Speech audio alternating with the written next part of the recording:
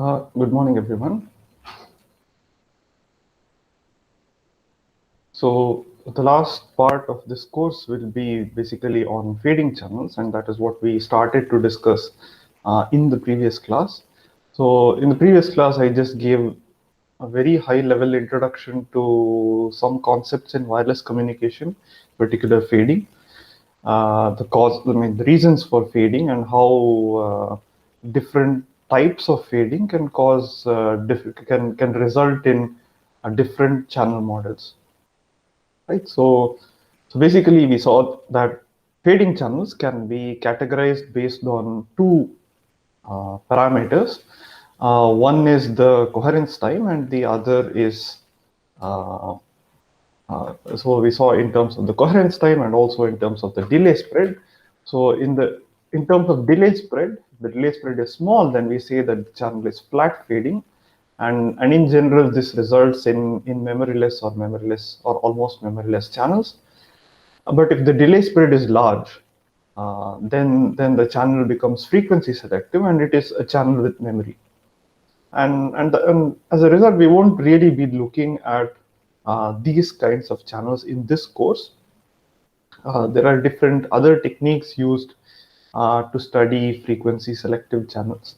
One can derive the capacity of a frequency selective channel where you have say k tech. So a frequency selective channel is one of the following form, where y of I is equal to h0 x of I plus h1 x of I minus 1 up to maybe hl x of I minus L. So L is L plus 1 is taken to be is called the number of channel taps of this frequency selective channel, and Z of I is AWGN. Right. So there are other approaches used to study frequency selective channels. There are techniques such as OFDM, and in general, deriving the capacity of channels with memory has a lot more challenges. But in this course, we'll focus on frequency flat channels where y of I is some channel coefficient or fading coefficient h of I times x of I plus z of I. Okay, but now even if the delay spread is small, depending on what the coherence time is, so depending on how long the channel coefficient remains constant, we have a further categorization into fast fading and slow fading channels. So slow fading channels are those where the channel remains roughly constant for a long period of time. In particular, we'll assume that if transmission happens over n channel uses, or if the block length is n, then if the coherence time is much smaller than n, then we'll say that the channel is fast fading. And if the coherence time is roughly n or some constant times n, then we'll say that this is a slow fading channel. So we'll make an even more simplifying assumption, and we'll say that when we are studying fast fading channels, we'll assume that the channel coefficients vary very rapidly, so they are IID distributed across time. Whereas for slow fading channels, we'll assume that the channel coefficient is constant for all the n channel uses. Okay, and we'll study fast fading and slow fading channels both for single user channels as well as multi-user multiple access channels as well as broadcast channels. All right. So any questions regarding the discussion so far?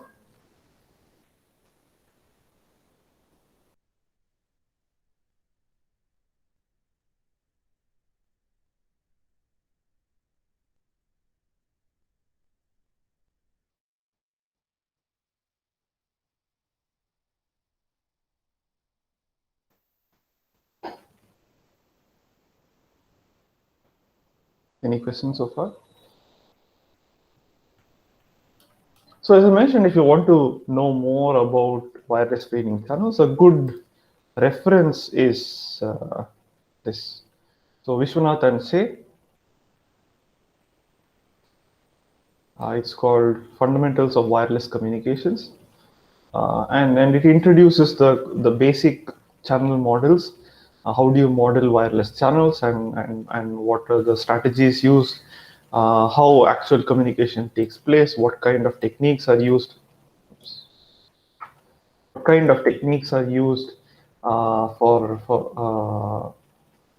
designing modulation schemes, and there are very nice concepts over there, which unfortunately we don't have time to cover in this particular course, but we'll try to still study some of these concepts through an information theoretic lens.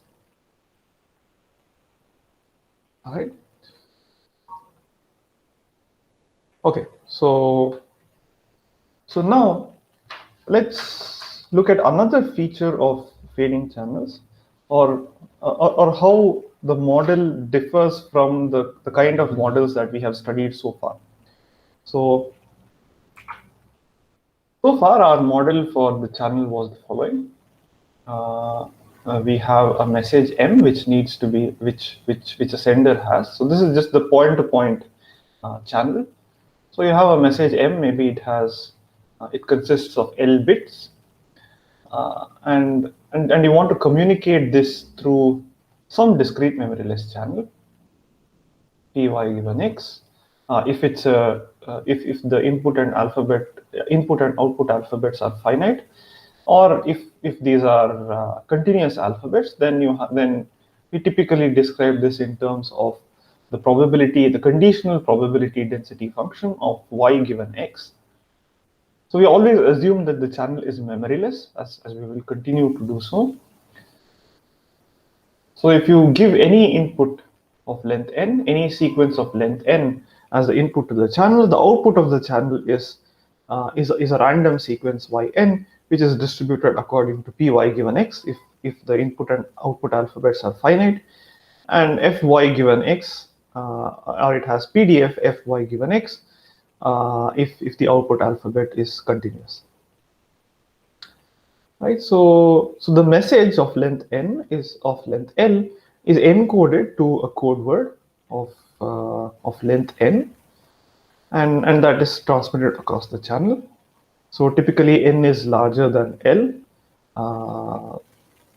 So and L over n is what we call the rate, and we want this to be as large as possible. Right, and at the receiver gets the sequence yn, and then this is decoded to an estimate of the message.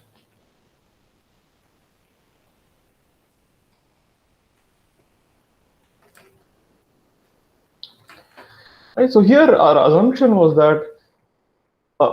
about the channel was that the encoder and the decoder, they know the statistics of the channel. Basically, everyone knows this PMF py given x or the PDF fy given x.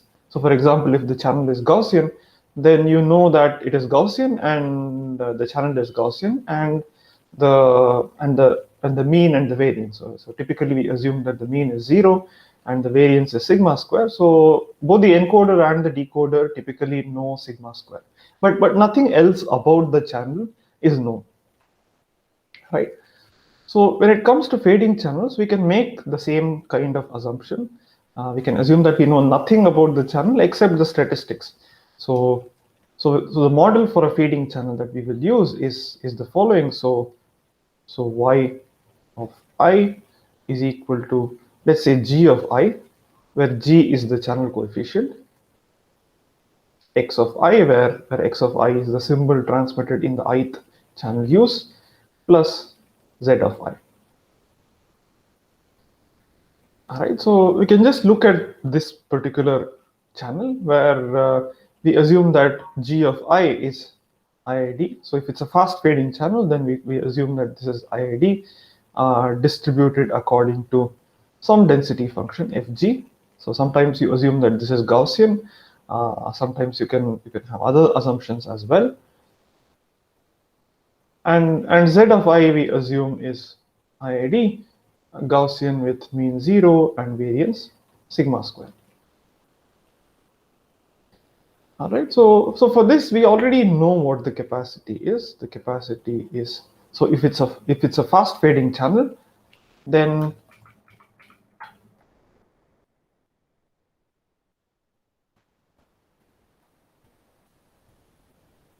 so if it's a fast fading channel, the channel is memoryless.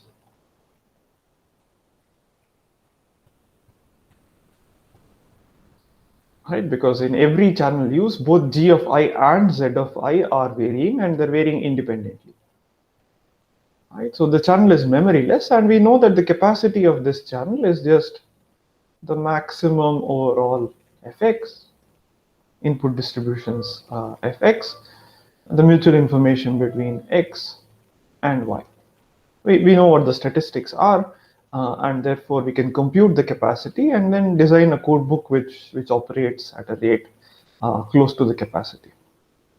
So that's all fine, but in practice we try to do something better than this. So here the assumption right now, the assumption is that you don't know Z of I, of course, but you don't know G of I as well, right? But at times you can at least get an estimate of these channel gains, right? You could typically in wireless communication systems, what you do is you transmit what we call a pilot symbol, and you use this pilot symbol to estimate the channel coefficients at the decoder, or maybe there are techniques, and sometimes there are other techniques where the channel coefficient can be estimated both at the encoder and the decoder. All right. So a large part of wireless communication takes care of channel estimation.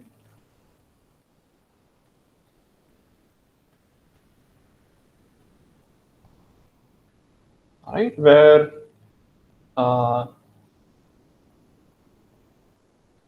we have estimates of the channel gains or the channel coefficients at either the encoder, either uh, encoder or uh, or sometimes both the decoder.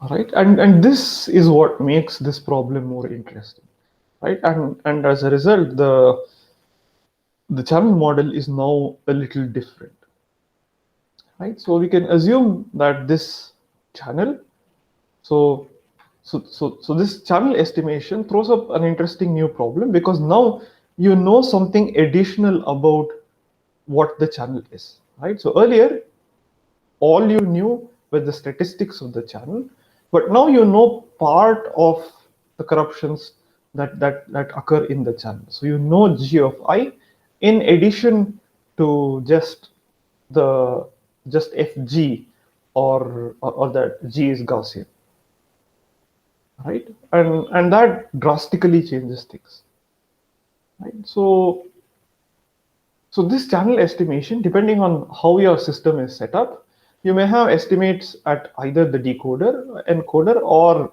the decoder. So we say that we have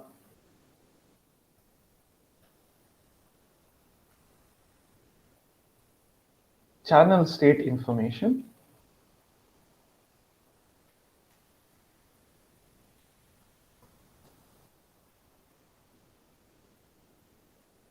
So one commonly used terminology is that you have CSIT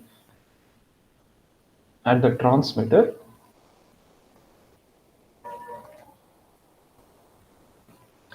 If G of I is known at the transmitter, right? So similarly, we'll say that we have channel state information at the receiver, CSIR, if G of I is known at the receiver.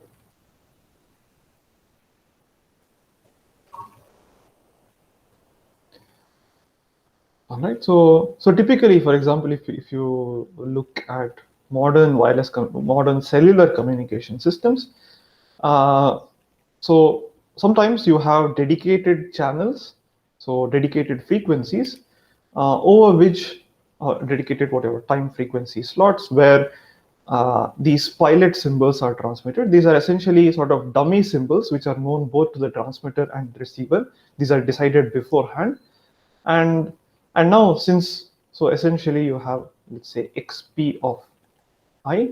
These are the pilot symbols which are transmitted, and the receiver gets y of I equal to g times xp of I plus z of I, and using this you can estimate g, right? So maybe you estimate all the channel coefficients over some particular frequency, and then you can maybe interpolate it, or using the estimate at one frequency, you try to estimate the same using some additional knowledge.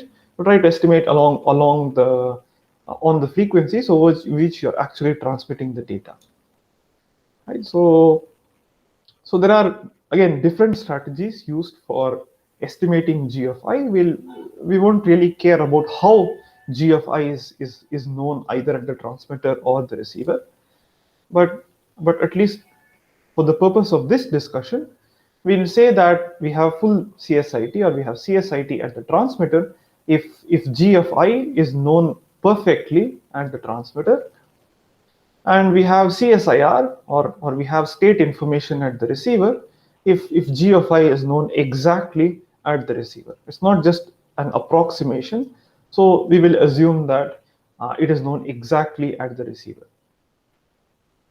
right?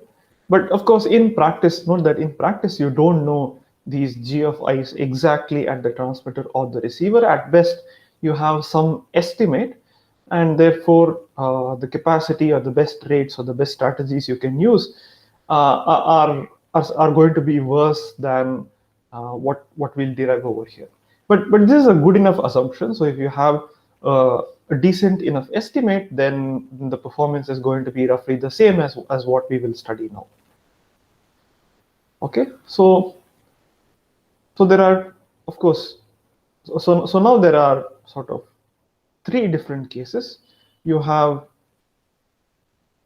channel state information only at the transmitter and not the receiver. You may have channel state information at only the receiver, but not the transmitter. And you may also have channel state information at both the transmitter and the receiver. Right? And each of these is going to result in a different capacity. Okay. Any questions so far?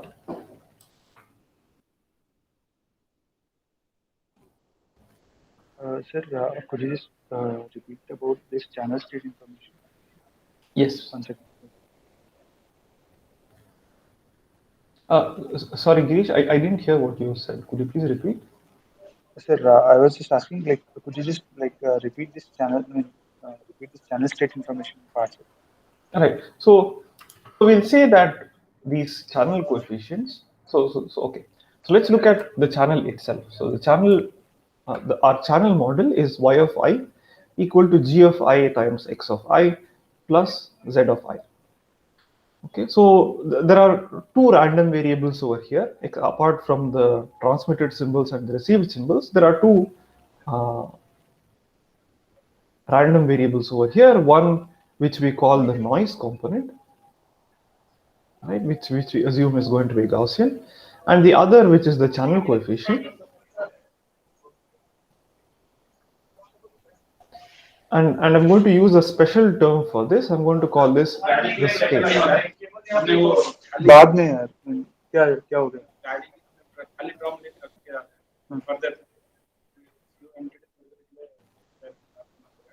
अभी तो बात किया ना इनके Right? So you have so I'll call this g of I as the channel coefficient or the state. All right. So here since this is the state, this state may be known either at the transmitter or the receiver, because you have some means of estimating this either at the transmitter or the receiver. So we'll say that we have channel state information at the transmitter if g of I is known exactly at the transmitter. If g of I for all I equal to 1, 2, 3 up to n is known at the transmitter. And we'll say that we have CSIR, or we have channel state information at the receiver if g of I is known at the receiver. And note that, so at the time of transmission, so we have CSIT, so it means that you can decide which symbol to send, you can decide which x of I to send, depending on not just the message, but now it can also depend on what g of I is, right? And at the receiver, so if you have channel state information at the receiver, which implies that you know what g of I is at the receiver, then you can use a different decoder, right? You can use knowledge of g of I to design the best decoder. Okay, so there are different cases. So first you have CSIT, where g of I is known at the transmitter, or let's say Gn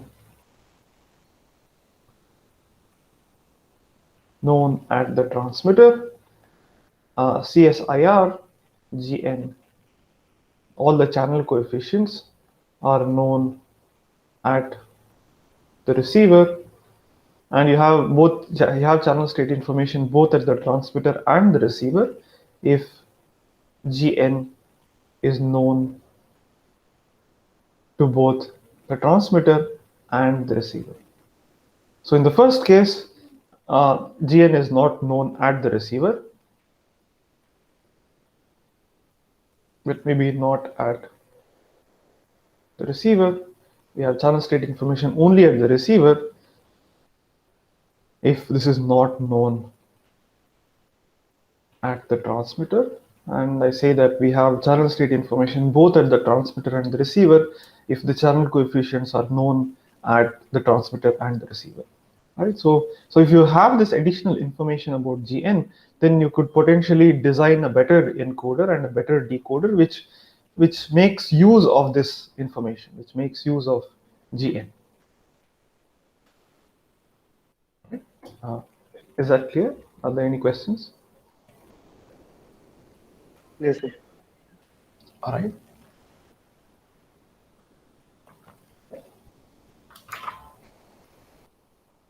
Okay. So a more general model, therefore, so we need a channel model which takes into account this additional knowledge of G of I. So in information theory, we typically study the following setup. So this is what we call a channel with state.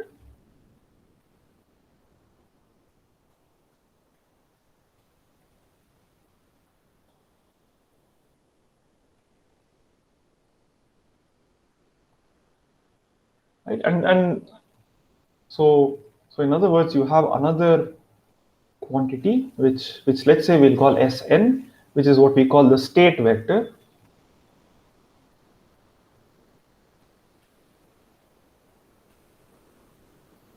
So in this case, in the example of fading channels, the state vector is basically the collection of channel gains across all the channel uses. Right? So this is what we call the state vector, and the output depends not just on the input, but also the state. Okay, so conditioned on x of I and s of I, all the y of i's are independent of each other. Okay, so given x and s, the channel is memoryless. Okay, so we have this additional state vector, and the purpose of introducing this new quantity as the state vector is because this state, some information about the state vector may be known either at the encoder or the decoder, or this state vector does not behave in a memoryless fashion. So one way of starting to study channels with memory is to assume that this Sn evolves according to some process, which could be a process with memory, or in some cases it could also be that the state vector is maybe chosen by an adversary. So this even models scenarios such as jamming. All right, so the channel, we assume that the channel is so yn has the following, is distributed in the following manner. So p yn given xn comma sn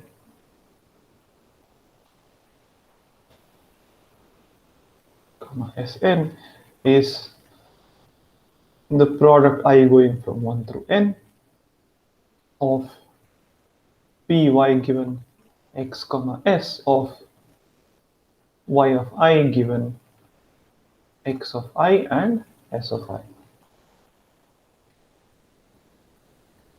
Okay, so it is memoryless in this sense, but Sn could behave in different ways, right? And depending on the behavior of Sn, so you have a Pxn, which is really determined by how your codebook is designed. So this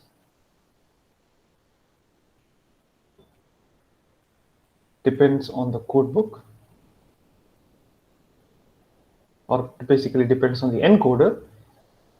Now, but PSN, depending on how PSN is chosen, you get a whole range of different channels, right? So in some cases, the state vector may be known at the transmitter. So may be known at the transmitter, or it may be known at the receiver, or both, right? And even at the transmitter, so there are different scenarios.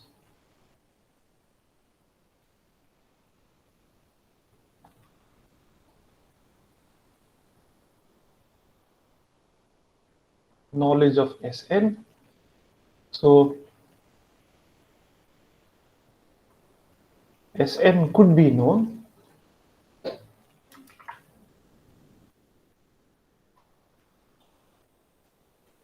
at the transmitter, right? But now it depends on what you mean. So Sn is something which evolves according to time. All right. So now there are two scenarios. So Sn could be known beforehand. So even before you start transmitting Xn, you already know what the entire Sn is. Right? So in other words, it could be known non-causally, which is not a very realistic assumption.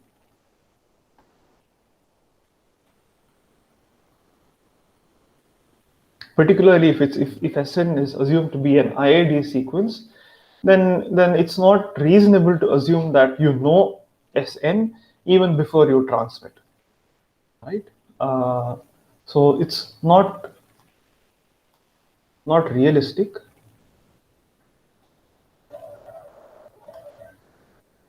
Right, so in this case you have non-causal state information at the transmitter.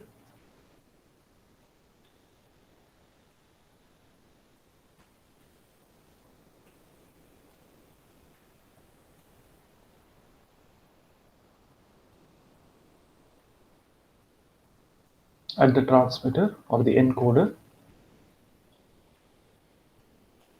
But a more realistic assumption is that you have causal state information. So this is more realistic.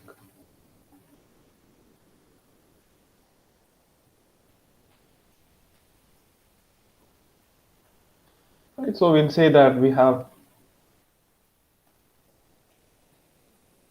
causal state info at the transmitter. So what do we mean by causal state information? So you get to know G of I, or you get to know S of I, but not beforehand. So just before you transmit X of I, you know what S of I is. Right? So the encoder at time I, encoder gets S of I. but at time I, you don't know what s of I plus 1 is or s of I plus 2 is or so on. So at time I, all the encoder knows is s of 1, s of 2 up to s of I minus 1. Okay, in the example of the fading channel, basically at time instant I, you know the fading coefficient at the current time instant, but not at the future time instants. All right, and this is of course a more reasonable assumption. Uh, so this is what we call what this is what for this in this case we say that we have causal state information at the transmitter. All right, so there's another case which is also sometimes studied in the literature, and that is you have state information with delay.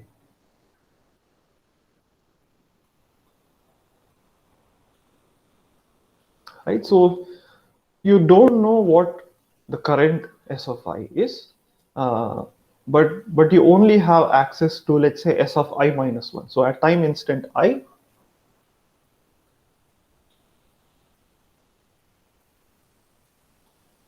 at time I, encoder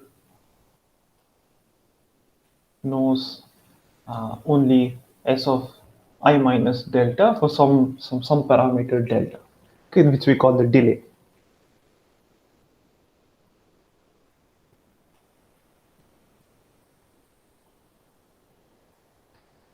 All right, and this sometimes this delayed information is not very useful.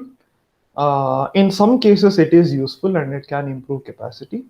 But in many scenarios, even if there is a one symbol delay and the channel is perfectly memoryless, then you may not. Uh, so this may not really help. Right? It's as good as not knowing the channel state at all. Right, but now all we're going to look at are these cases where you have non-causal or causal state information at the transmitter. So at time instant I, either you know only s of I, right, or at time 0, so even before transmission, encoder knows the entire state sequence Sn. So even before you transmit, you can use this knowledge of the entire state sequence to choose which code word to send.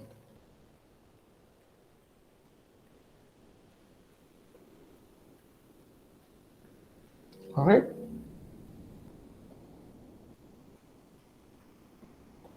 So just a quick repeat.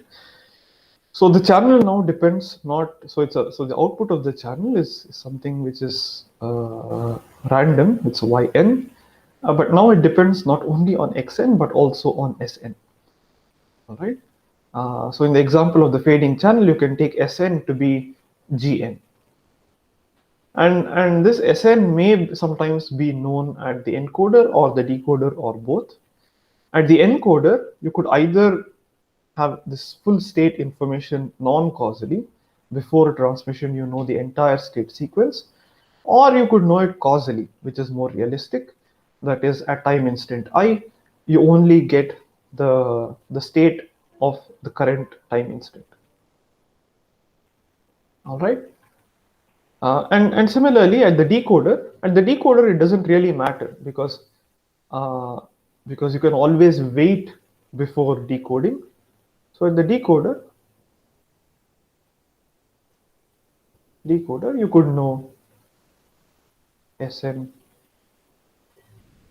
is known. So it doesn't really, so the notions of causality or non-causality don't make sense unless of course you impose some kind of a delay constraint at the decoder, which we're not doing at this point.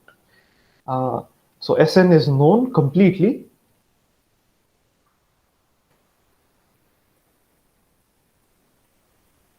and in this case either it's known or it is not known at all.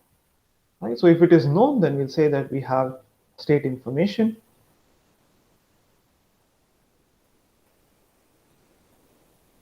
at the decoder.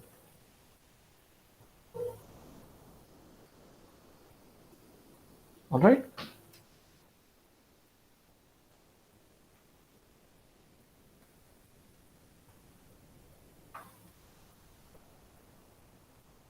So any questions so far?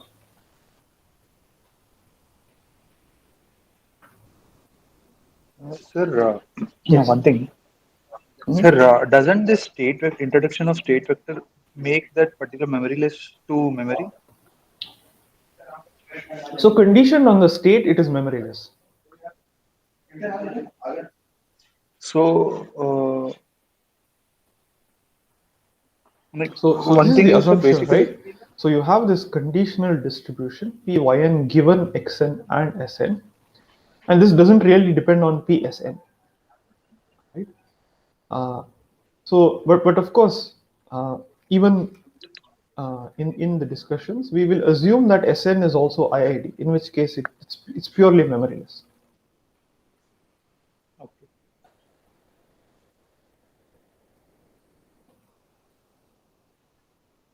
So we generally assume that this is also IID.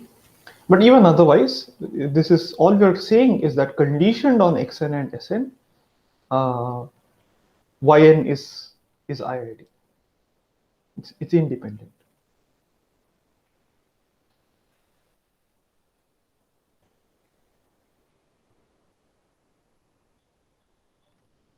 Is that clear? Any questions? Yes, sir. Yeah. Sir, like one thing, like when if we assume that PSN is IAD, Yes. uh, but if we are just estimating the Mm-hmm. whenever we are estimating, then Mm-hmm. we would be taking like in your statement of like the state vector, you have told that it is like we will be estimating the channel gauge. It will try to Correct. estimate the current state from the previous states, right, sir? Correct. So, it will hold these values only till the time it is estimating that particular current state. It won't hold later, right? Right, sir? I'm not sure I get your question. Like only when it is actually estimating the current state, then Correct. only it will take those previous states or channel gains or what are those values which are available. They'll be taken only when it is calculating. Otherwise, when it is being applied to this particular channel estimation, it Mm. won't be actually considered. Is this statement right, sir? Sorry, I'm not sure I understand. So, is your question that since the if the channel is varying IID, then you cannot do both state estimation and use it for channel transmission at the same time? Is that the question? No, sir. Like when doing, I mean, like let's suppose if whenever that particular state vector, if it has to be applied at the state, like whenever So we Sn is assumed to be part of the channel, right? So for example, in the fading channel, Sn is basically the channel gains, right? So these are random quantities which let's assume that they're IID. Now the only reason why I'm distinguishing Sn from the other parts, from let's say Zn, is that this is known. We have some means of knowing this either at the encoder or the decoder or both. okay, Does that make sense? yes, sir. So it's part of the channel itself, right? So right now, as part of this discussion, SN is part of the channel itself, but it is some part of the channel which we have some means of estimating or some means of knowing exactly. Okay? So typically these are estimated, but we'll make the simplifying assumption that we have some genie who's giving us what the state is. Right. All right, and this additional, and we can make use of this additional information in order to design our encoder and decoder better. So designing this without, by ignoring the state, will give us a worse performance, will give us worse rates than if we can actually cleverly design the encoder and the decoder based on the knowledge of what the current state is, right? So for example, I mean, yeah. So here's another perhaps simpler example of a channel with state where it's more obvious as to how state information can help. Okay, so let's take the following simple example.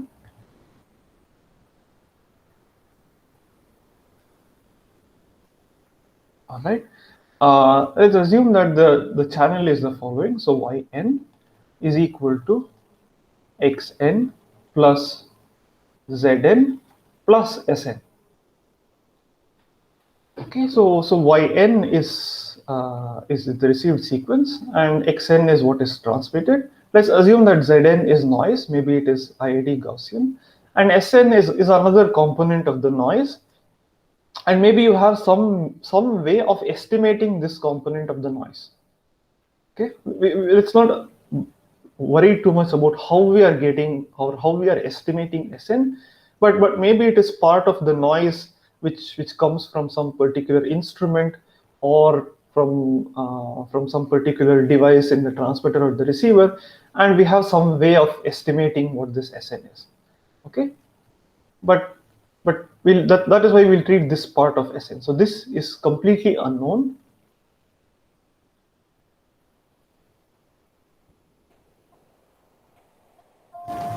Let's assume that this is Gaussian with mean 0 and variance sigma square or sigma z square, whereas this may be known.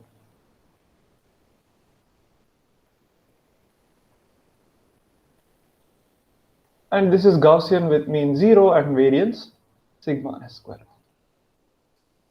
Okay, so now let's assume that state is known at the receiver. Okay, so first let us assume that the state is completely unknown.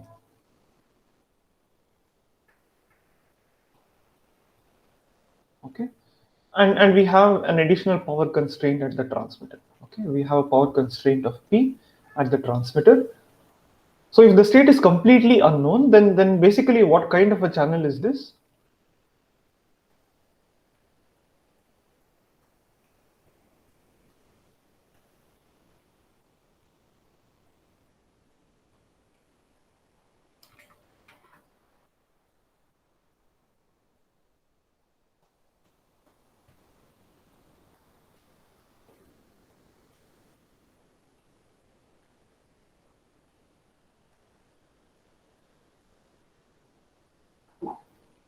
So if the state is completely unknown, neither the transmitter nor the receiver can estimate Zn or Sn, then what is the capacity of the channel?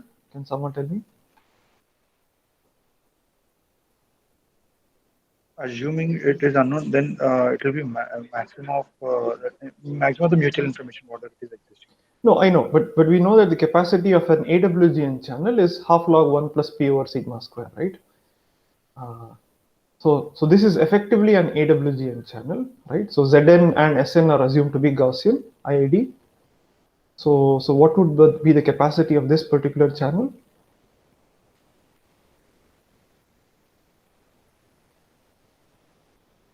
It will be same half log 1 plus by P over n. sigma z square plus sigma s square. Correct. So it will be half log 1 plus P over sigma s square plus sigma z square, because the effective noise, so Zn plus Sn is basically the effective noise, and you know neither of them, they're behaving ID Gaussian. The sum of two Gaussian random variables is again Gaussian, and the variance is the sum of the two variances. So the effective noise variance is sigma s square plus sigma z square, and therefore the capacity is half log 1 plus P over sigma s square plus sigma z square. Now let us suppose that we have some means of estimating this state vector at the receiver.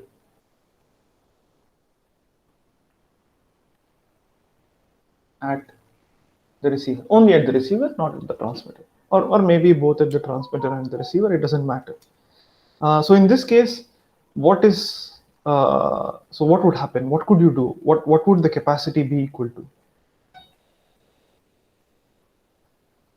So you know Sn exactly at the receiver. Then by reducing the variance of Sn, we can maximize the capacity. Variance will be just sigma z square. Why is that? What would you do at the receiver?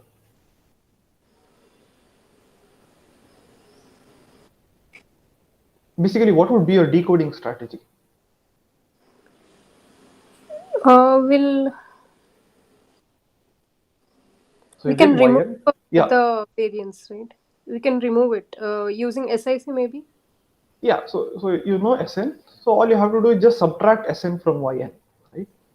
Yes, So we can so you remove it have as yn. So I'll say yn. Say yn tilde is uh, yn minus Sn because I know Sn at the receiver. And then I'll do whatever minimum distance decoding or map decoding on yn tilde instead of yn.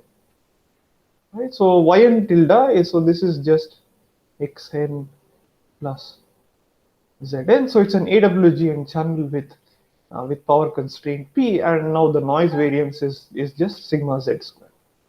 So the capacity now has suddenly jumped up. It is half log 1 plus p over sigma z square. Right? So this is an obvious example of how knowing the state at the receiver can give you a boost in the capacity, right? Because now you can subtract the state information at the receiver. Basically, you know some component of the noise, and you can just subtract out that component of the noise, and therefore you can decode at much higher rates, or you can do transmission at much higher rates. Okay, so that's fine, right? What is not so obvious is that if you have state information at the transmitter only at the transmitter, let's assume that it is known non-causally.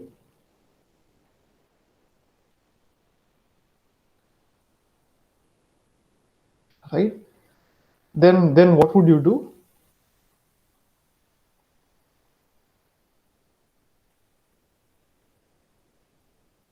So note that Sn is sort of independent of everything else. So Sn and Zn are IID Gaussian random variables. So can I subtract it and then send it? Okay, so that's one suggestion. So instead of sending a code word xn directly, you send xn minus Sn. Okay, so that effectively at the receiver you get xn plus Zn, right? So that is one thing that sort of immediately comes to mind. But there's a problem with this. Can you think about what that problem could be? Let's assume that xn and Sn. So this is your actual transmission, right? So let me call this xcn, where this denotes the code word. This is the actual symbols that are transmitted by the transmitter.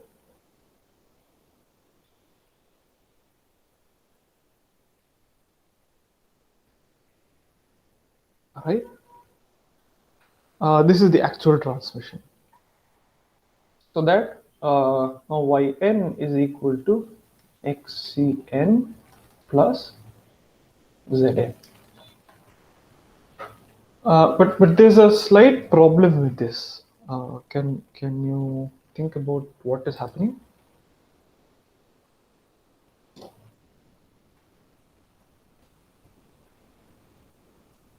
Sn may be the same as what Sn may be differ. Sn may differ with time, so it may not be the exact value. So no, we're assuming that we know exactly at the transmitter. Any scaling issue? Not scaling, but close. So there's a constraint at the transmitter, right? There's a power constraint at the Power transmitter. constraint. Okay. So now if you subtract Sn, the total power is the power of xcn and Sn.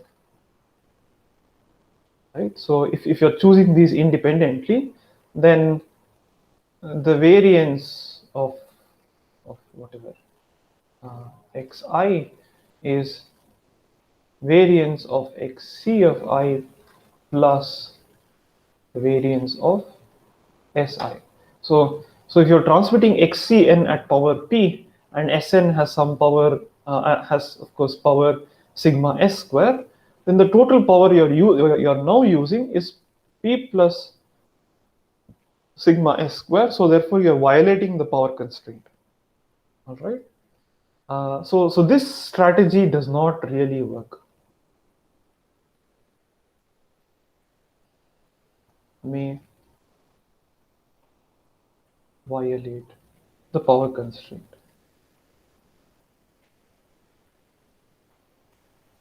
Okay, but in fact, a very surprising result is that while this strategy does not work, it is still possible to communicate, and therefore the capacity of this channel is actually half log, even when Sn is known at the transmitter. Even though there is a power constraint of P at the transmitter, the capacity is still half log 1 plus P over sigma z square. And this is true no matter what sigma s square is. So a sigma s square could potentially be even larger than P, right? But even then, the capacity is equal to half log 1 plus P over sigma z square. So this is a very surprising result, but is in fact known to be true. So this is what is called the dirty paper channel. And the strategy is what is called dirty paper coding.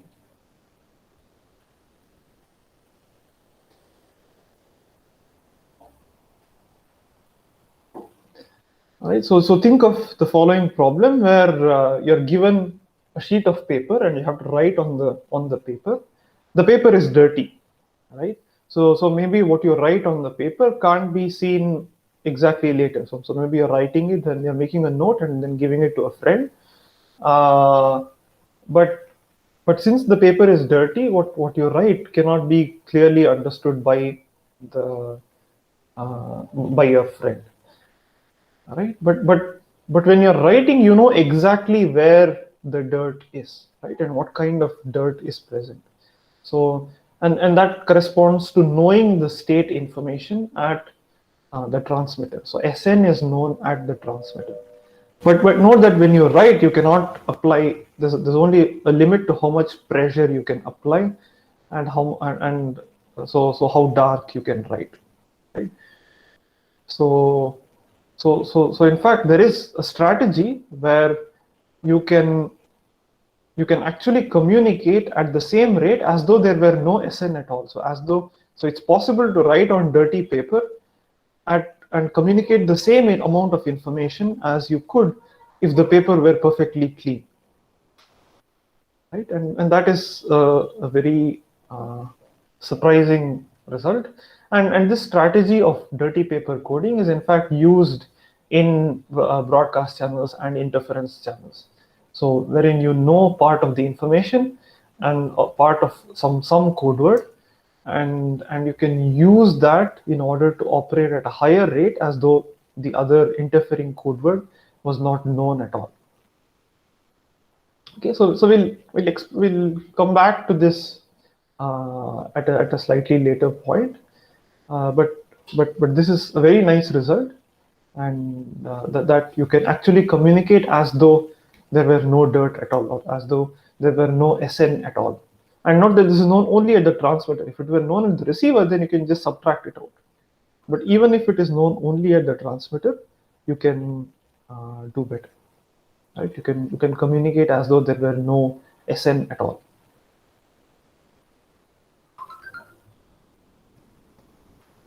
All right. Any questions?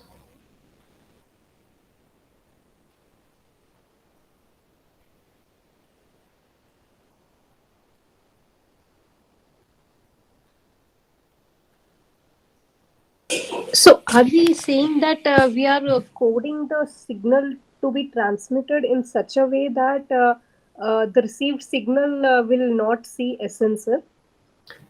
So that's not exact. That's not completely true. So a part of Sn will still be seen at the receiver.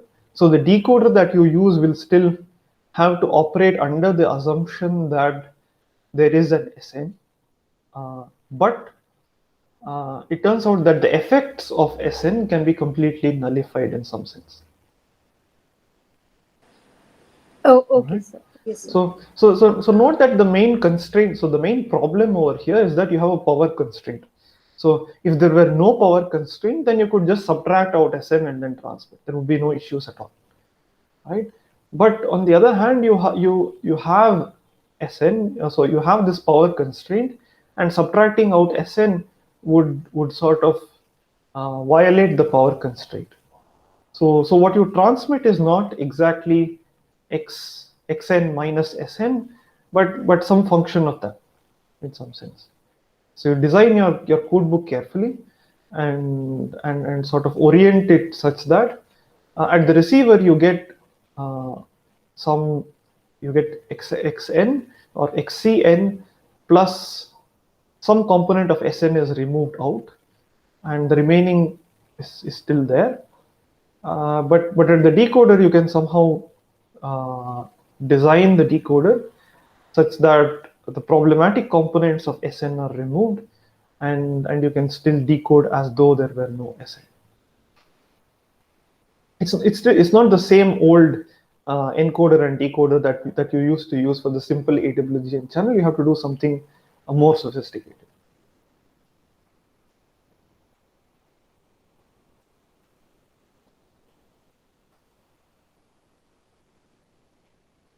All right. So maybe one way of understanding this, it's not an optimal strategy, but let us assume that you were transmitting, say, BPSK. Okay. You're transmitting either transmitting a minus half or plus half. This is your alphabet, or this is your code book, right? You just want to transmit one particular symbol.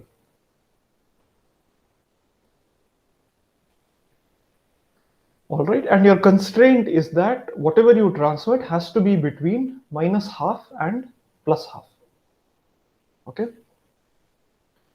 So what you could do is, or maybe let me make it a little simpler. Let us assume that you're allowed to transmit either so anything in the interval 0 to 1.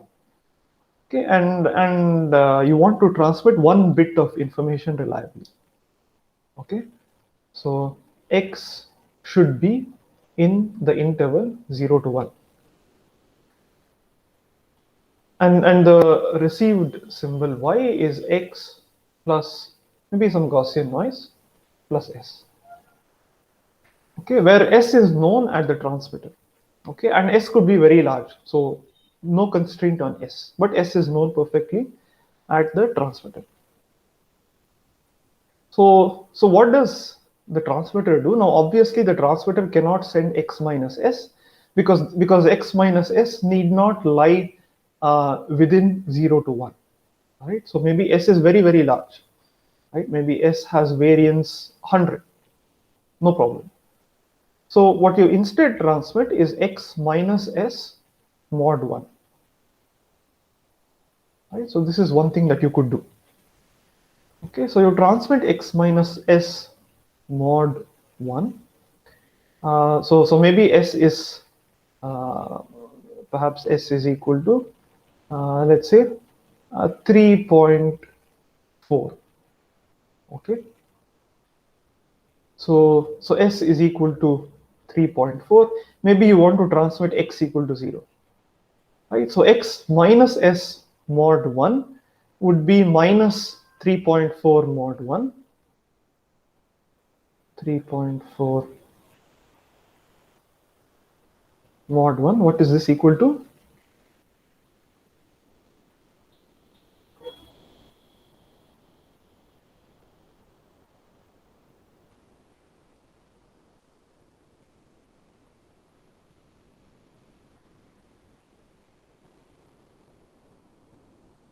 It's equal to 0.6, right?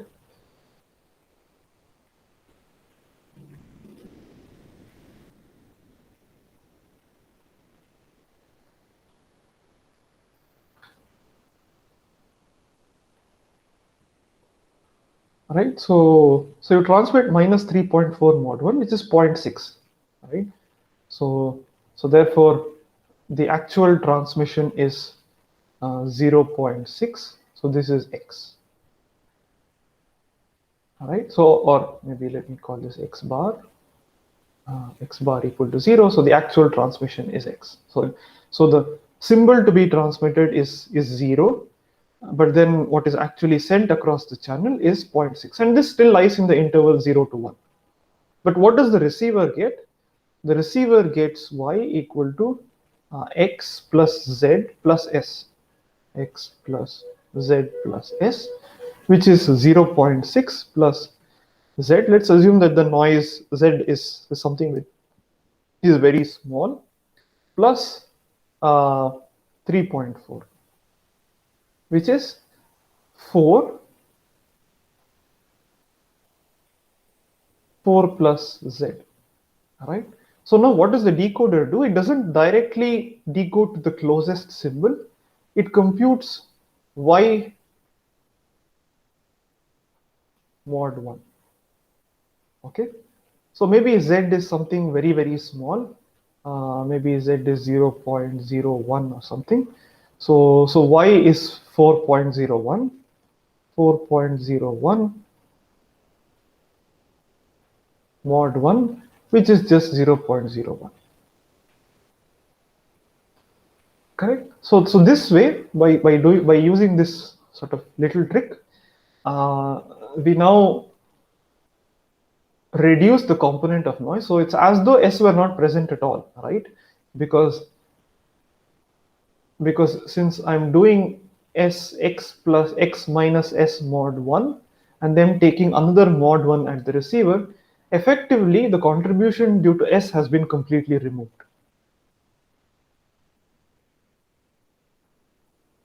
All right, so this is one sort of strategy, and one way to communicate at rates close to capacity across the dirty paper channel is by kind of generalizing this technique to higher dimensions.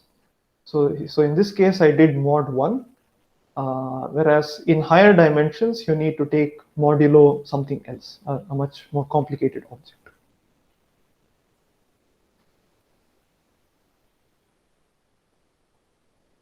All right.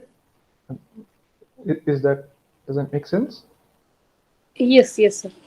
Yeah. Okay. So any other questions?